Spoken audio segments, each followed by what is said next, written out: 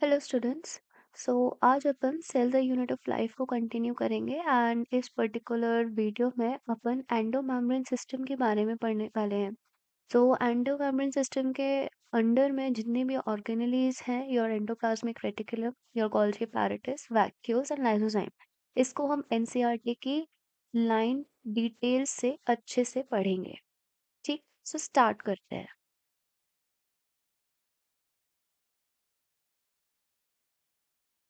सो अगर मैं endomembrane system की बात करूँ, सो ये एंडोमेम्ब्रेन सिस्टम बेसिकली ये ऑर्गेनेली का वो सिस्टम है जो आपस में एक दूसरे से जुड़े हुए हैं।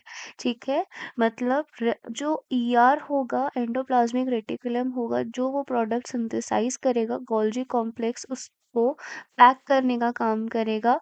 ठीक है, सो इस तरीके से आपके ये पूरा सिस्टम जो है एक दूसरे से जुड़ा हुआ है।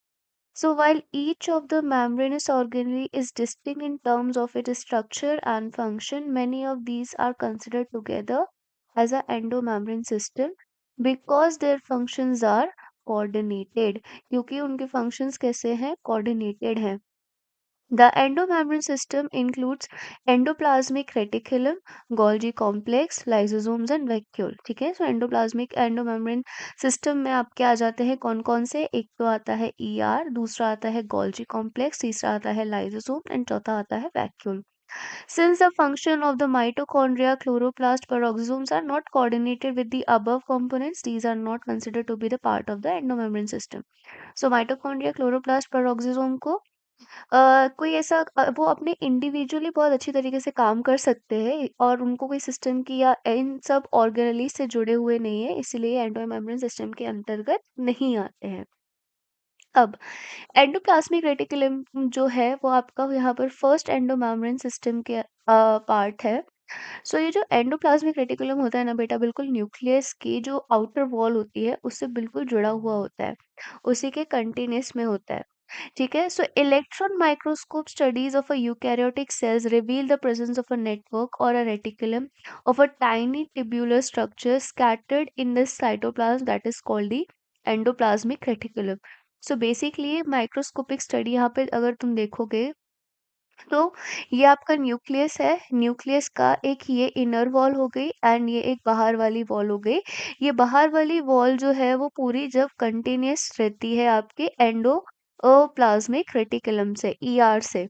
ठीक है, so the tiny tubular structures, यहाँ पे आपको छोटे छोटे टिब्यूलर स्ट्रक्चर्स देखने को मिल रहे हैं। देखो टिब्यूल्स फॉर्म्ड हो रहे हैं ना इस तरीके से, so these are your tubular structures scattered in the cytoplasm, जिसको आप क्या बोल रहे हो? Endoplasmic reticulum.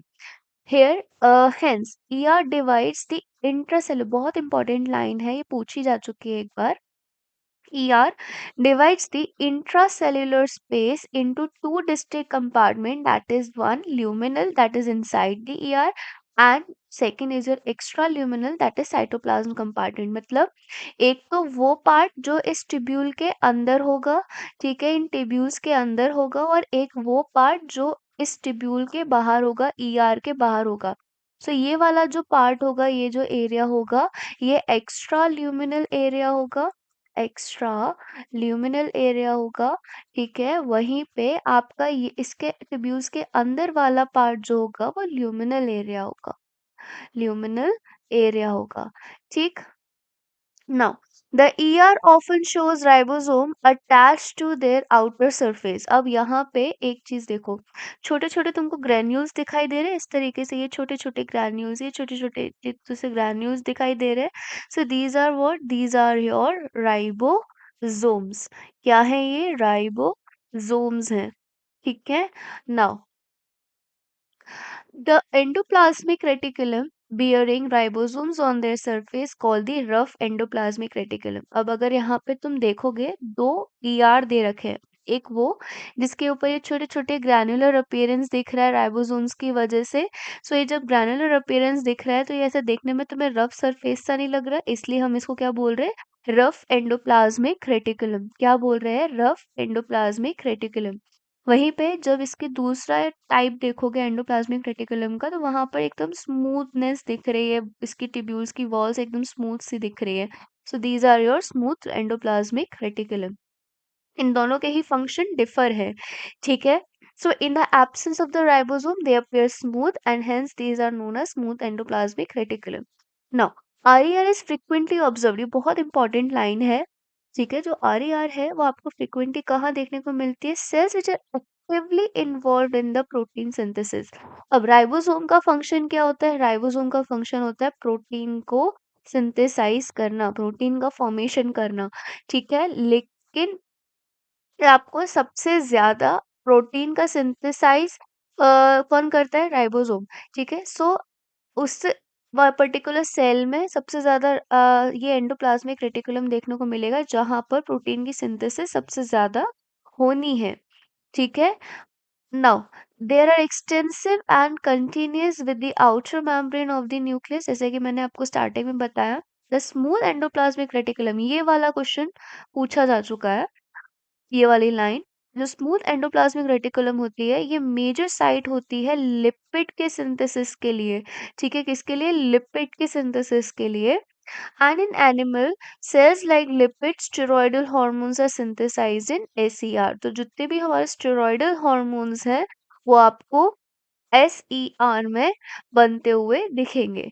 सो ये एक इम्पॉर्टेंट पॉइंट हो गया है, ठीक। सो आई होप ये एंडोप्लाज्मिक रेटिकुलम समझ में आ गया होगा, इतना कुछ बाहरी है नहीं इसमें। जस्ट तुम्हें इतना याद रखना है, दो टाइप के होते हैं, एक आरईआर एक एसईआर। आरईआर में राइबोसोम्स प्रेजेंट रहते हैं, राइबोसोम्स प्रोटीन बनाने का काम करते हैं, तो ये आपको सबसे ज्यादा वहां देखने को मिलेंगे जहां पर जो सेल प्रोटीन का सिंथेसाइज सबसे ज्यादा कर रही है, ठीक है। ऐसे ही आपके एसईआर, जो एसईआर होते हैं वो लिपिड का फॉर्मेशन सिंथेसिस करते हैं, एंड ये लिपिड लाइक स्टेरॉयडल हॉर्मोन्स का सिंथेसाइज कराते हैं एसईआर, ठीक है। ल्यूमिनल और एक्स्ट्रा ल्यूमिनल पार्ट में डिवाइडेड हो जाएगा आपका पूरा कंपार्टमेंट, और दैट्स इट। इतना मतलब इतना कोई खास है नहीं। और हाँ, इम्पोर्टेंट ये भी है कि आपके ये outer membrane of the nucleus से कंटिन्यू रहता है, ठीक है। So that completes your word endoplasmic reticulum. Now moving towards your Golgi apparatus, ठीक है। सो जब अपन गोल्जी अपैरेटस की बात करते हैं, सबसे पहला इंपॉर्टेंट नाम आता है कैमिलियो गोल्जी का, जिसके नाम पे हमने गोल्जी बॉडी या गोल्जी अपैरेटस रखा है। 1898 में उन्होंने फर्स्ट ऑब्जर्व किया था। उन्होंने देखा था कि ये बहुत ज़्यादा डेंसली स्टेन्ड रेटिकुलर स्ट्रक्चर है, ठीक है, नियर द न्यूक्लियस, न्यूक्लियस के पास ही रहता है, क्योंकि इसको एंडोप्लाज्मिक रेटिकुलम से डायरेक्ट इसका काम रहता है, एसोसिएटेड रहता है इसका काम। These were later named Golgi bodies after him. Now ये कैसे हैं, ये फ्लैट रहते हैं, चपटे हैं, डिस्क शेप्ड है, ठीक है। इनके या तो सेक बोलोगे या फिर सिस्टर्ने बोलोगे। इनका साइज कितना है, 0.5 to 1 micrometre diameter. They are stacked parallel to each other, ठीक है। ये कैसे है, ये एक दूसरे के ऊपर स्टैक्ड है। स्टैक्ड का मतलब इस तरीके से रखे हुए हैं, एक के ऊपर एक, ठीक है। सो यहाँ पर अगर आप देखोगे डायग्राम, तो यहाँ पर देखो कितना क्लियरली देखने को मिल रहा है कि ये एक टेब्यूल है, इसके ऊपर ये दूसरी टेब्यूल है, ठीक है। सो ये कैसे, they are stacked upon each other, okay. So varied number of the cisternae are present in the Golgi complex. Now the Golgi cisternae, यहाँ पर आपको याद रखना है कि यहाँ पर वर्ड सिस्टर्ने यूज हो रहा है, ठीक है। are concentrically arranged near the nucleus with distinct convex cysts or the forming phase and the concave trans or the maturing phase। बहुत इंपॉर्टेंट है ये चीज। सो जो चीज आपकी इस तरीके है, कॉनकेव फेस जो है, this is your cis face, ठीक है। क्या है ये, सिस फेस। एंड इसके अपोजिट में जो आपको कॉन्वेक्स वाला फेस दिख रहा है, that is your trans face, ठीक है। क्या है ये, ट्रांस फेज है, ठीक है। सो ये नाम आपको याद रखने हैं कि आपका जो कॉन्वेक्स है वाला है, सॉरी उल्टा बोल दिया मैंने वहां पे, जो आपका कॉन्वेक्स वाला है that is your cis face. इसी को ही हम फॉर्मिंग फेज भी बोलेंगे। क्या बोलेंगे, फॉर्मिंग फेज भी बोलेंगे, फॉर्मिंग फेज भी बोलेंगे। एंड दूसरा है आपका कॉनकेव, कॉनकेव जिसको हम ट्रांस ट्रांस बोलेंगे एंड मैच्योरिंग फेज भी बोलेंगे। ठीक है, मैच्योरिंग फेज भी बोलेंगे। ठीक, मैच्योरिंग फेज बोलेंगे और इस वाले को बोलेंगे फॉर्मिंग फेज। ठीक है, the cis and the trans phase of the organelle are entirely different but interconnected. ये दोनों ही बहुत entirely डिफरेंट होते हैं, अलग अलग टाइप के होते हैं, लेकिन ये आपस में जुड़े हुए होते हैं। ठीक है, the Golgi apparatus principally perform the functions of the packaging material। ये एक इसका important function है कि ये मटेरियल को पैक करने का काम करता है, to be delivered from the intracellular target और सिक्रीटेड आउटसाइड द सेल।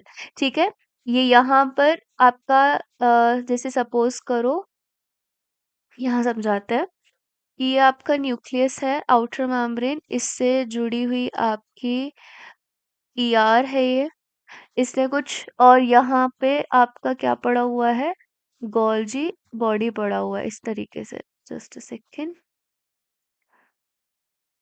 ये कुछ इस तरीके से आपका गोल्जी बॉडी पड़ा हुआ है ऐसे। ठीक है, नो, क्या होगा, यहाँ पर जो भी प्रोटीन सिंथेसिस हुई या जो भी आपका मॉलिक्यूल सिंथेसिस हुआ, मटेरियल सिंथेसिस हुआ, वो यहाँ जाएगा और यहाँ पे ये पैक होके बाहर निकल आएगा।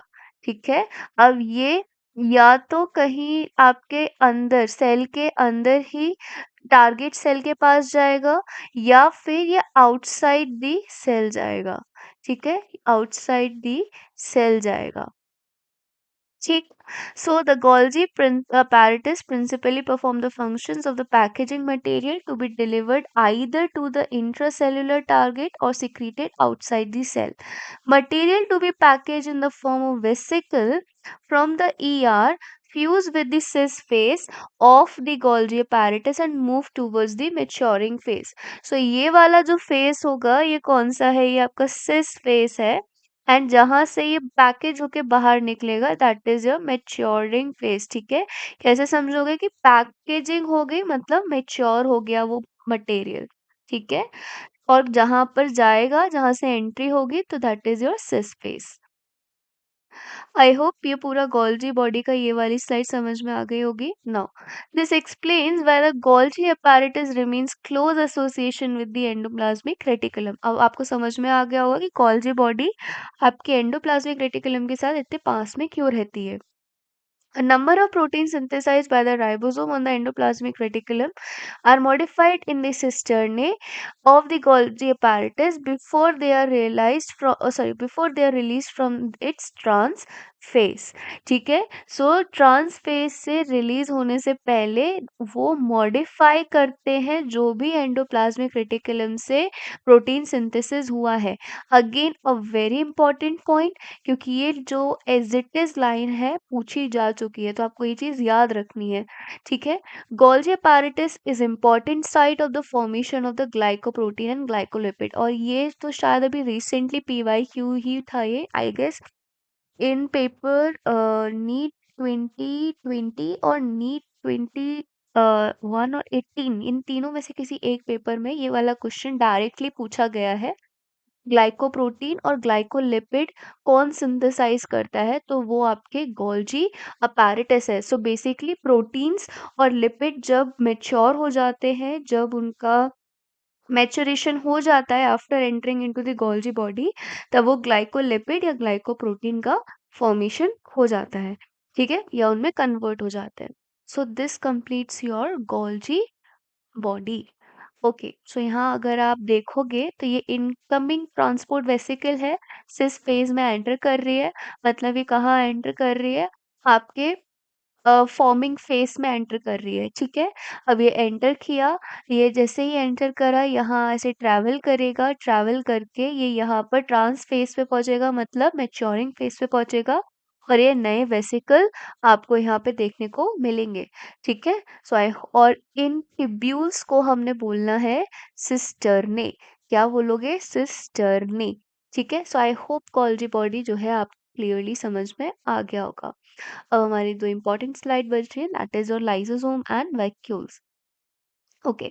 सो अगर मैं लाइसोसोम की बात करूँ तो ये भी मेम्ब्रेन बॉन्ड वेसिकुलर स्ट्रक्चर्स है, ठीक है, formed by the process of packaging in the Golgi apparatus।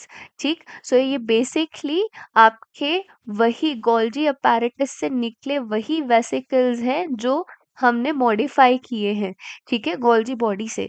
The isolated lysosomal vesicles have been found to be very rich in almost all type of hydrolytic enzyme। Very important point। ये कई बार तुम लोग test series में देखते हो, ठीक है, ये वाला क्वेश्चन, एंड इवन ये पीवाईक्यू भी है, ठीक है। सो ये बेसिकली आपका जो लाइसोसोमल वेसिकल है ये बहुत ज़्यादा रिच है हाइड्रोलिटिक एंजाइम्स में, जैसे कि आपके हो गए लाइपेजेस, प्रोटीएजेस, कार्बोहाइड्रेजेस। बेसिकली तोड़ना, कार्बोहाइड्रेट को कौन तोड़ेगा, तो कार्बोहाइड्रेजेस तोड़ेगा। प्रोटीन को तोड़ने का काम कौन करेगा, प्रोटीएजेस करेगा। लाइपेजेस को तोड़ने का काम कौन करेगा, सॉरी, लिपिड को तोड़ने का काम कौन करेगा, लाइपेजेस करेगा। ठीक।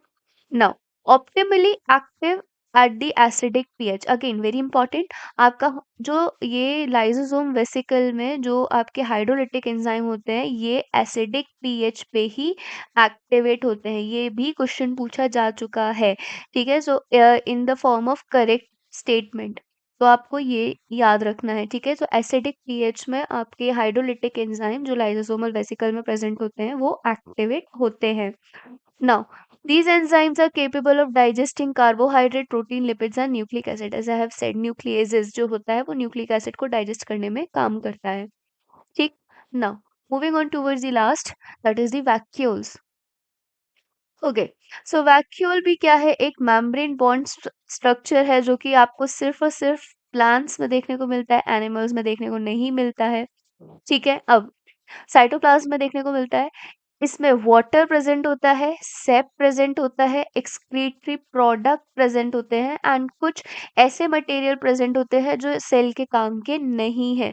सो बेसिकली इसमें वेस्ट प्रेजेंट होता है, ठीक है। सो वाटर हो गया, सेप हो गया, एक्सक्रीटरी प्रोडक्ट हो गया and other material which are not useful in the cell, for the cell, sorry. The vacuole is bound by single membrane. Very important point पूछा जा चुका है कि वैक्यूल की लेयर का नाम क्या है। So it is a tonoplast. अब मुझे ये ऐसा लग रहा है कि ये वाला क्वेश्चन लग नहीं रहा है, एक्चुअली ये पूछा जा चुका है ये वाला, ठीक है। सो ये भी पीवाईक्यू है और ये रिसेंट पीवाईक्यू ही है, ठीक है। सो ये टोनोप्लास्ट जो है वो आपके वैक्यूल की मेम्ब्रेन का नाम है, ठीक है। In plant cell vacuole can occupy 90% of the volume of the cell.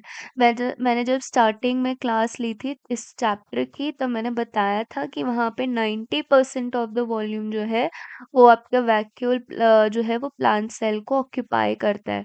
Now, in plants, the tonoplast facilitate the transport of number of ions and other materials against the concentration gradient into the vacuole। Very important point। Usually क्या होता है, हम concentration gradient के along देखने को मिलता है, लेकिन जब आप प्लांट्स में टोनोप्लास्ट को देखोगे तो ये क्या करता है, ये आयंस को from its lower concentration to its higher concentration भेजता है, ठीक है, अगेंस्ट द कंसंट्रेशन ग्रेडियंट जाता है into the vacuole. Hence their concentration is significantly higher in the vacuole than in the cytoplasm. तो अगर आप यहाँ पे प्लांट सेल को देखोगे, यहाँ पर अगर आप प्लांट सेल को देखोगे तो यहाँ पे बेसिकली ये हमारा वैक्यूल हो गया एंड इधर जो आपका यहाँ पे मैं बात बता रही हूँ वो ये है कि साइटोप्लाज्म से वैक्यूल की तरफ आयन मूव करेंगे। सो ज़्यादा से ज़्यादा आयन जो है वो वैक्यूल की तरफ मूव करेंगे एंड यहाँ पर आप देखोगे कि concentration of the ion in the vacuole is higher as compare to the cytoplasm, ठीक है।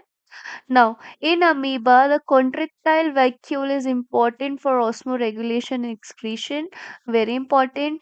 अमीबा में contractile vacuole का काम क्या है, एक osmoregulation और दूसरा excretion। Many cells such as protist food vacuoles are formed by engulfing food particles। So basically क्या होता है, इस तरीके का कुछ स्ट्रक्चर होता है ठीक है। एंड यहाँ पर जैसे ही आपका फूड आता है और ये अंदर इनगल्फ करते हैं, तो ये जो फूड पार्टिकल है ना, ये वैक्यूल के अंदर आ जाता है। ठीक है, सो ये फूड वैक्यूल का फॉर्मेशन करते हैं। So this completes your vacuole part. I hope ये पूरा वीडियो तुम लोगों को समझ में आया होगा एंड एक एक लाइन जो है एनसीईआरटी की क्लियर हो गई होगी। एंड अगर अच्छा लगा हो तो प्लीज़ लाइक कीजिएगा एंड सब्सक्राइब कीजिएगा चैनल को। Thank you so much.